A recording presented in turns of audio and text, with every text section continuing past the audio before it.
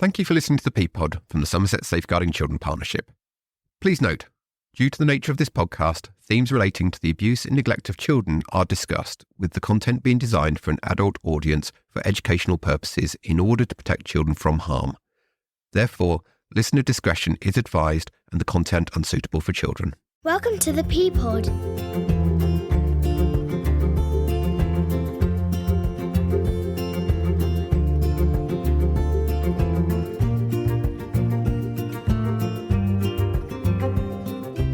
Welcome back to the ThePPod, the partnership podcast from the Somerset Safeguarding Children Partnership. Now, today's episode is a little bit different from what we've done before, as today sees the launch of Somerset's Trauma Informed Network. So we thought it only fitting to bring you a special episode to explain exactly what trauma-informed practice is, what it isn't, and importantly, what it means for children and families in the county. Now, if you've not heard of trauma-informed practice before, don't worry, that's what today's episode is all about. And to help us with this, I've been speaking to a number of people from across the partnership and beyond to share their knowledge with us, as well as talk to us about the background of today's trauma-informed network launch. So, to begin with, the main question has to be, what exactly is trauma-informed practice, and how can adopting a trauma-informed approach to our work support the families we work with? So to help to begin to answer that question, I spoke with Duncan from Somerset's Educational Psychology Service about what exactly trauma-informed practice is, as well as the work that they've been doing in this area to support schools in the county. I'm Dr. Duncan Henderson, educational psychologist working for Somerset Educational Psychology Service, which is part of Somerset Council. So the idea of kind of trauma-informed practice is to kind of reduce the negative impact of kind of traumatic experiences and to support the mental and physical health of, all people, but especially from where I'm working, the side of kind of educational psychology of our children and young people. And the way we want to do that is using kind of evidence-based strategies and provision to make sure that, what we're doing is actually going to work. So the idea of, trauma can come from, different places. It can be an event or a series of events that kind of come together, and it's seen as the individual as kind of harmful or, threatening to their life or their safety. And the idea with that is, trauma can really affect all people and have kind of lasting adverse effects, impact, individuals' neurological, biological, psychological, social, emotional kind of development. So, it can really impact all people, but especially, young people. And the idea to create kind of a trauma-informed Somerset comes from having a workforce that's able to kind of recognise when young people have been affected by trauma and adversity, and then thinking of ways in which, we can support them and prevent further harm. So that's the kind of idea of where I see kind of trauma-informed practice coming from, and where we're kind of hoping to go as a trauma-informed Somerset. We'll be hearing a little bit more from Duncan in a bit about the actual work that the Educational Psychology Service have been doing to support schools, as well as the work they've started up to deliver training and resources to education settings in Somerset. Now, as I mentioned at the beginning of this episode, today sees the launch of Somerset's Trauma Informed Network, which is being led by the SSCP and involves agencies from all across the partnership coming together to really drive it forward. So to explain what this actually looks like, I spoke with Jasmine Walk, Business Manager of the SSCP Business Unit, about the role the partnership is playing in bringing all the various strands of work together. But for now, Jasmine explains to us how a trauma-informed approach works in practice. So I think one of the aspects of taking a trauma-informed approach that I really wanted to highlight today is about the relationship between the service and the person using it. So rather than the person receiving the service being passive and the service being an expert, it's about instead having a genuinely collaborative relationship. So recognizing that both the service or the practitioner and the person using the service both have expertise to bring to that, to really develop that collaborative relationship. Linking really well to those existing approaches that you're taking in your work and ways that you can support families to achieve change. It's important to make that point that in terms of taking that approach in your practice, a team around the family meeting, a child in need meeting, a child protection conference, even a phone call can be trauma informed. Your whole practice can be trauma informed, from an email or a phone call to a long piece of work with a family. There's a lot of kind of names for different approaches and theory and practice models. So you might hear relationship-based or strengths-based or restorative approaches or restorative practice or a systemic approach. So I'd say all of those tie in very well to trauma-informed approaches. So this isn't something new and different. It should be linking well into those things that you're already doing within your roles or within your teams, particularly in Somerset. So you might have heard of the family safeguarding model that children's services use, or the Solihull approach that public health nursing and the family intervention service use, or a motivational interviewing approach that we've been rolling out training on that through the partnership. All of those, again, tie in with taking a trauma-informed approach really, really neatly. So, again, it's not that it's a new model being introduced. It's about the approaches we're taking through our existing frameworks. As Jasmine just mentioned, motivational interviewing, which is something we've been supporting through the partnership and through our podcasts, I thought it only fitting to speak with motivational interviewing trainer Jackie Webb about how MI fits in with a trauma-informed approach. Trauma-informed approaches seems to be everywhere at the moment, but it isn't anything new, actually. And if you are practicing motivational interviewing, you are effectively practicing in a trauma-informed way. Lots of the aspects of MI principles, the spirit of MI, and the techniques help us to be trauma-informed. Being empathic, working in collaboration, the client being the expert on their own lives, being autonomous, being able to make their own decisions about what they choose to do, and working at a pace that is right for the person, all sits really comfortably with trauma-informed. If you've not heard any of the previous episodes with Jackie that we've done on motivational interviewing, do go back and have a listen to those. We've done 4 episodes we've published so far. Another one is due to come out shortly. Now, although the network has only just been launched, work has gone on in the background to introduce trauma-informed practice in Somerset for a number of years now. Leading the original work on this has been Billy Smith, who has spent a number of years investigating the best approaches to introducing and embedding a trauma-informed approach in supporting families. So I spoke to Billy about the work that he's been doing and how that really informs the work moving forward. My name is Billy. I'm a children's commissioner in the children's commissioning team, and I've got a bit of a background in academic research. So kind of been doing a lot of planning support and background research for various projects across the council. On a basic level, and coming from someone who does a lot of academic research, I firstly think it is evidence-based. What is completely irrefutable is that people's traumatic experiences in life shape their behaviour, and their outcomes in life have a massive influence on what someone's life path is going to be. And that's academic studies have proven that, lots of research in America and in the UK. So I think firstly, on that kind of level, is we're actually dealing with something that is evidence-based, which a lot of the time is things that it is difficult to find that evidence when we talk about how we operate in public services. It's one of the most unifying things that I've seen. When we spoke to professionals about trauma-informed practice, it brought through a kind of sense of collective goals more than lots of other things I've seen. There was a real sense of, this is a new approach. People are very excited about it. And I actually found that the interest we got, especially in times that we're working in now, where there's lots of pressures, people are really struggling with, feeling like they're making a difference. It's very hard to feel like you're making an impact sometimes working in the public sector because of just all the pressures that we have. So I think trauma-informed practice, it gave that collective goal and actually brought lots of people together, and then the outcomes that it potentially can bring to the people that we support. We're talking about breaking cycles of generational trauma that have been within families and communities for huge periods of time. If we can break that, then you have the potential to change so much.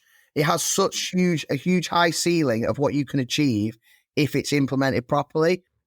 Now, I know from talking with Billy that this is something he is incredibly passionate about. So I asked him why this is such an important piece of work for him and what he's been doing to really advance this work. I've always kind of been interested in how we can apply psychology and psychological approaches to how we work in public service. So I did various essays during my kind of academic studies on behavioural insights. And then on my first day working in the council, I was handed a piece of paper that said trauma informed practice on it and was given a very wide brief to basically just research and understand what that means. I'd never heard of it before. But through doing that research, it really, really resonated with me on a personal level, as well as kind of professionally. On a personal level, because I'd had a family member who I loved very dearly, and they, for a while, had been kind of exhibiting behaviour that was very confusing to me because they were quite angry and causing a lot of issues within the family with quite difficult behaviour. You know, as I said, very angry and sometimes getting violent. And I was really struggling with that. I could never understand it because I couldn't understand why this person who we all loved and cared about was behaving in a way that totally was just against that. And then through this piece of research on trauma-informed practice, it not only made me see how this could work in the public service, but actually made me question my interactions with that person, because as I said, I was so confused by their behaviour that I'd been quite dismissive and quite angry myself and not really responded in the way that actually was going to de-escalate it, but probably actually escalated it more. So it really resonated me on that kind of level as well, personally and professionally. I think that's what one of the what it does on a basic level is just give you a bit of understanding of why people behave in certain ways, not what they're actually doing, but why are they doing that? And that's something that maybe I hadn't questioned as much as I should have done. Firstly, I kind of really just got into these seminal kind of pieces of research in America, so like the ACEs study and what SAMHSA were doing over there. So got really into that, and then had a bit of a dive around what was going on in the UK. So there's loads of really good projects on. I think the Scottish model is really, it was a massive inspiration to some of the research I did, because it's probably the most systemic approach from top to bottom. And they really set the way in terms of how you can kind of create those networks of practice. Northern Ireland and the Republic of Ireland have both done lots of work as well. So I did lots of pieces of research down there. I also looked at Manchester, spoke with some of the trauma-informed leads over there, and Plymouth in the southwest as well. I've done loads of really good work, and kind of taking a bit of a different model with a lot of joined up working and collaboration. So there's lots of really good pieces. I think we're at a point where a lot of this work's really coming to the forefront, and trauma-informed practice is increasingly known and being shared. So it was really interesting to see how that was kind of developing across the UK. We spoke to a huge range of partnership agencies. We spoke to, we're working with CAMS, Second Step, the police, the Violence Reduction Partnership. I'm definitely forgetting a lot, because there was a huge range of people that we spoke to, and it was really good to kind of collaboratively work on a lot of this stuff and understand that while we all come from different places in the system and we all work and have different roles, that trauma-informed practice creates that commonality, that common understanding. And I think it was quite eye-opening that actually there's a huge opportunity here for us to create that and have that in a system where often we don't. We're all working to different things and different outcomes and aims. So it was interesting that actually we all shared a lot of the same views and language around this subject. We also did a launch event last year in January that we had over 270 people attend.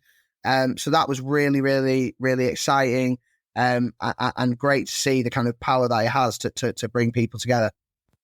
So building on the research that Billy conducted, work progressed and began to be driven forward by the Violence Reduction Partnership. So I spoke to Claire Stewart, manager of the Somerset VRP, to explain what this looked like and why this was an area of interest for them and what role the VRP has played in bringing that trauma-informed approach to the county. Violence reduction partnerships are funded through the Home Office, and that's as part of a national programme where 18 police force areas who had the highest increase in serious violence were provided with annual funding since 2019 to put public health approaches into the prevention of violence through multi-agency work. So that's coordinated regionally in our area through the Avon and Somerset Police and Crime Commissioner.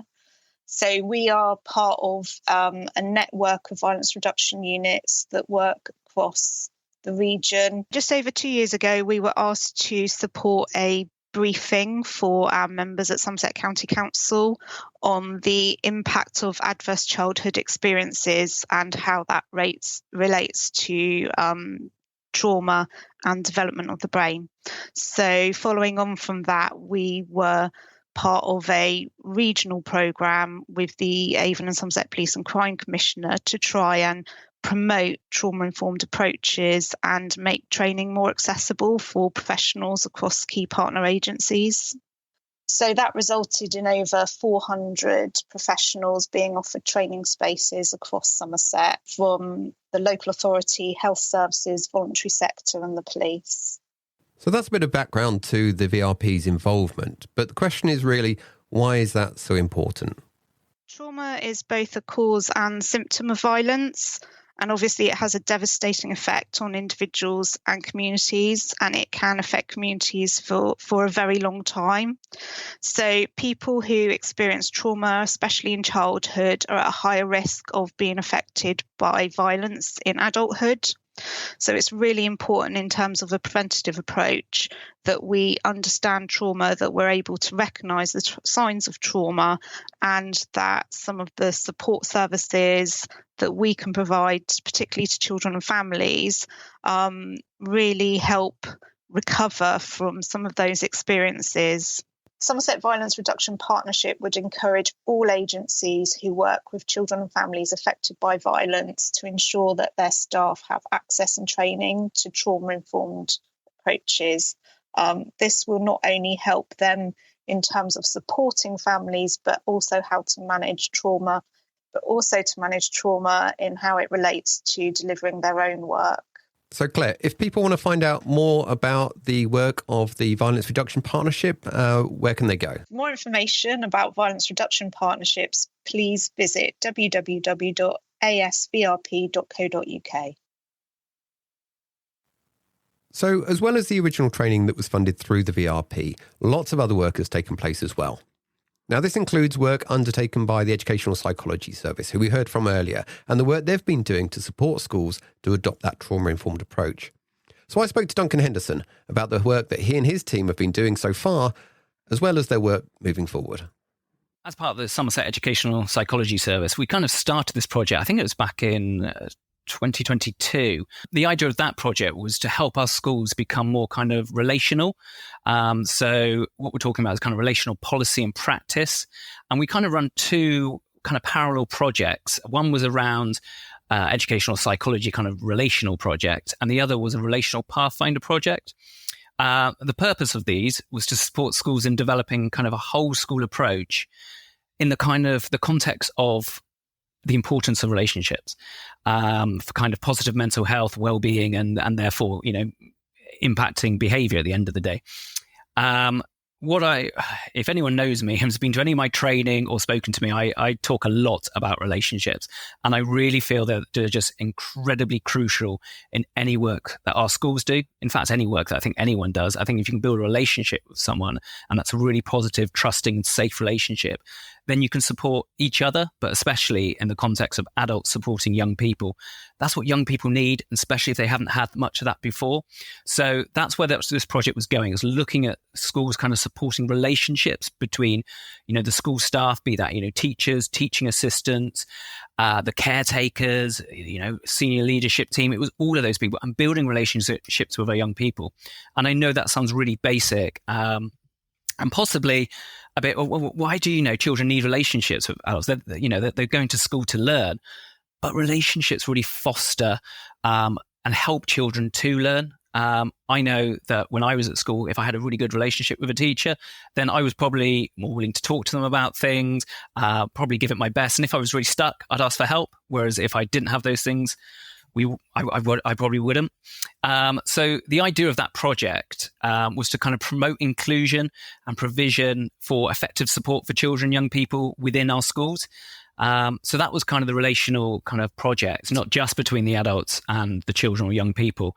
It's between promoting good practice and relationships within the whole school. So peer to peer, teacher to teacher. And there's evidence to show that having a more relational way of working or relational kind of practice can not only boost, the sense of kind of well-being and happiness, but also supports then the academic side. So the grades, it's that age-old kind of saying of, a happy student is kind of do better, really. We're still running the kind of relational pathfinders kind of project, but to kind of go alongside that, the Educational Psychology Service has looked at supporting educational settings on their journey to kind of becoming more trauma-informed and then embedding effective practice. And what we've done is we've come up with some training packages, but also some kind of resources and support to go alongside that. So we're currently offering 8 trauma-informed training workshops, I guess, 2 of which are kind of for whole schools. So schools can kind of book on that and have a whole school training for all staff. And then the other 6 are kind of for more specialist roles. So we've run them during the spring term this year, and we're going to run them next term as well during the summer term. The whole school training has been so popular, it's actually already full for this year. There's been such high demand, which has been really great because schools want to know more and they want to be part of this journey. So we also, as I mentioned, we're still running kind of the more specialist kind of trainings, what we could refer to as our level 3. And those 6 are kind of supporting children and young people who've experienced trauma. We're running that as kind of 3 half-day sessions. We have to attend all those 3 half days. And that's kind of really giving an overlook of kind of what is trauma and really exploring that. And then, okay, what are we going to do to support our young people?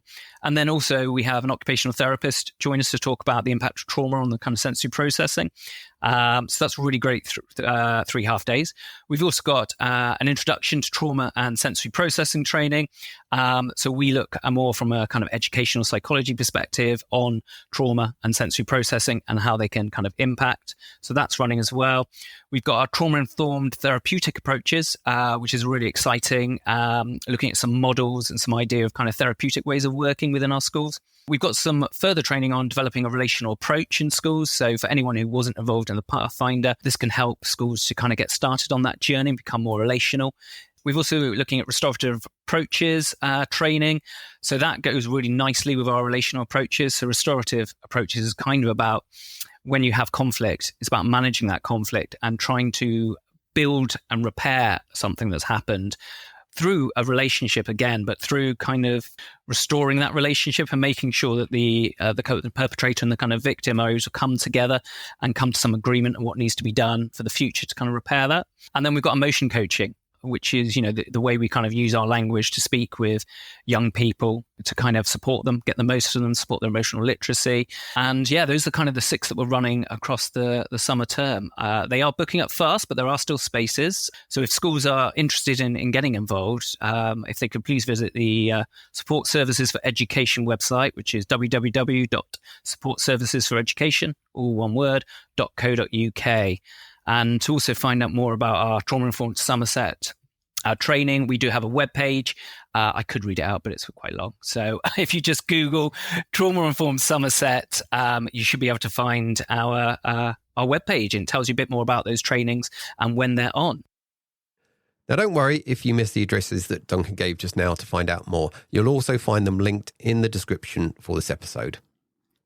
Now, as well as the training Duncan and his team are offering, they're also busy working away as we speak to develop a host of digital resources for schools. Let's hear from Duncan again to find out more. So the idea of the kind of trauma-informed digital resources is to kind of inform and assist schools, but as well as parent and carers with understanding some of the key topics related to trauma and some further ideas and support. So we've aimed them at giving some information, but also okay, what are the next steps? What can we do to really support our schools and our families in, moving things forward? So some of those digital resources are looking at kind of substance misuse and trauma. We're looking at attachment and relationships. Again, there's one on kind of restorative approaches. There's one on becoming a trauma-informed school to help schools on their journey. And then the impact of trauma on children and young people through kind of domestic and sexual abuse.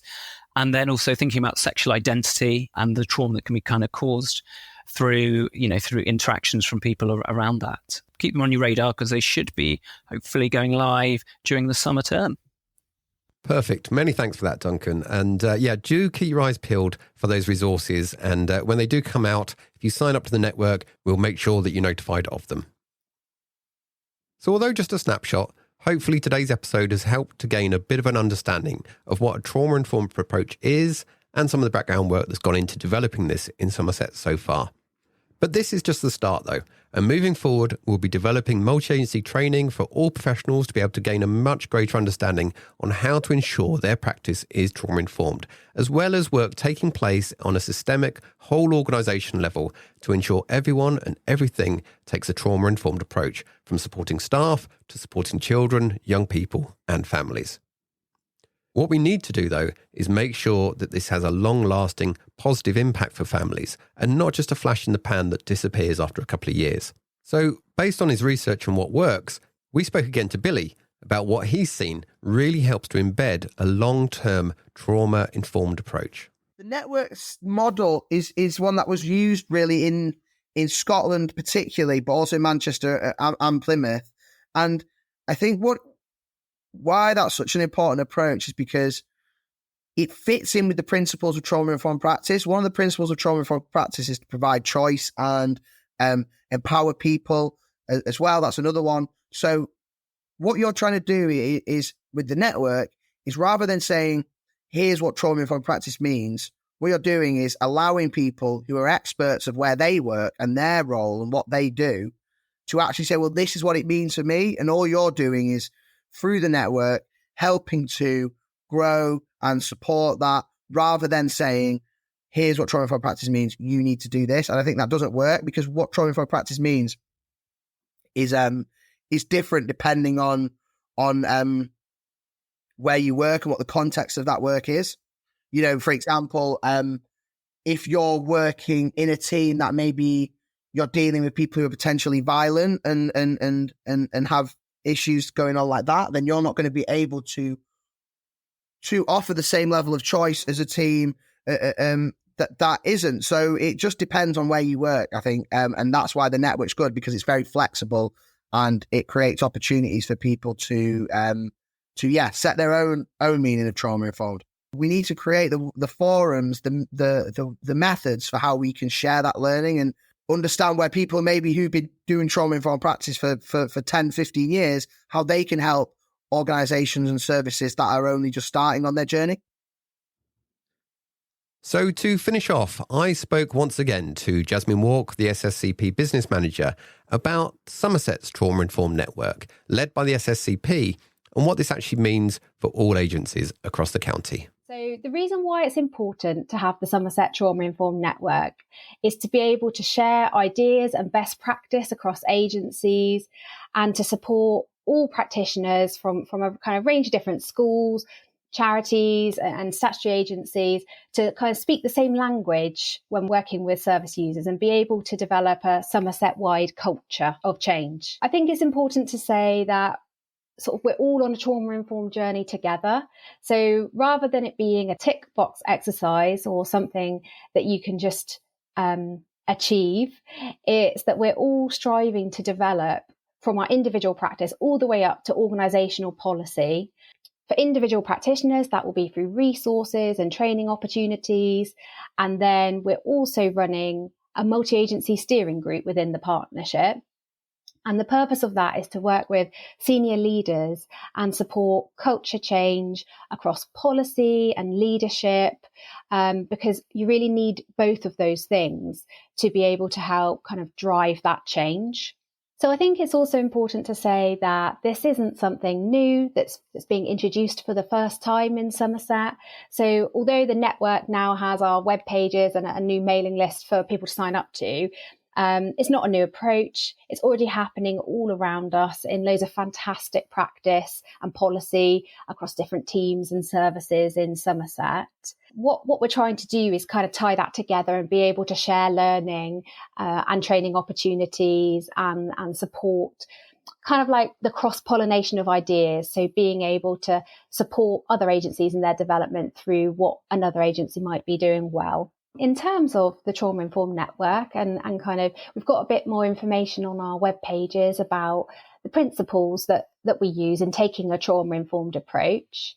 So I'll just run through those. And the first one is about safety. So it's about helping workplaces to feel like a safe place for colleagues and also for people who use the service, in terms of prioritising well-being and recognising the different way trauma might impact people at work, and kind of leading with compassion.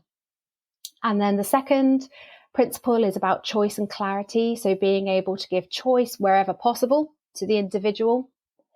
And then the third one is being inclusive. The fourth one is empowering in your practice. So empowering individuals to build resilience and developing knowledge and understanding around experiences of trauma. The fifth principle is about trust and working with transparency. And then the sixth one is collaboration. So collaborating with people using services, colleagues and partner agencies to all work together for positive outcomes and that meaningful co-production. So on our web pages that we've got for the Somerset Trauma Informed Network, we've got resources for practitioners or that you might want to take along to a team meeting and discuss with your colleagues around the relevant learning. We're also always looking for good practice. So if there's anything that you're doing as an individual, as a team, or as a whole agency that you're feeling is supporting a more trauma-informed approach, then we'd really love to hear from you, because we're looking to create some positive case studies to be able to share that learning right across the network. On the web pages, you can find out information about how to sign up to the network. So on that page, we've got the principles of our network, which are safety, choice and clarity, being inclusive, empowering, trust and collaboration. So it's great for people to kind of read through those and then be able to actively sign up to the network.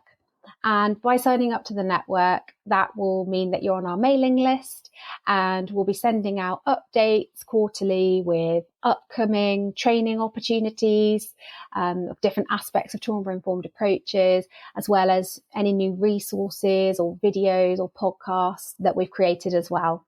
And when you're a member of the network as well, we've designed an email banner to be able to say that you've joined the network and hopefully help to spread the word and support that awareness raising across your agency and your partners as well. So sign up to Somerset's Trauma Informed Network and keep your eyes and ears open as the Trauma Informed initiative moves forward over the next few months, and look out for the free training that will be taking place, the information and resources on the Trauma Informed Network website, and by signing up to the network, you'll also receive the special Trauma Informed newsletter and information to help you embed this into your organisation and into your practice. We're also busy working on a number of special trauma-informed podcast episodes to bring to you. And don't forget that we've recorded a whole series of episodes already with motivational interviewing trainer Jackie Webb, as well as offering free one-day introduction to MI training with her, which will really help to underpin developing your trauma-informed practice. Many thanks again to all of our guests that have joined me for today's episode, and I hope that you found this interesting, as well as having your appetite whetted to find out more and get involved. So in the description for this podcast, you'll find any links that have been referred to by any of our guests, as well as a link to the Somerset Trauma Informed Network website. So do have a look at that. It's packed full of information, full of resources, and of course to sign up to the Somerset Trauma Informed Network. If you enjoyed listening to the ThePPod, we'd really appreciate it if you took the time to follow or subscribe to us on your chosen platform, or even better, leave a review to let others know about it. It really does help to spread the word. And talking about spreading the word, don't forget to tell others about it and encourage them to join us as well.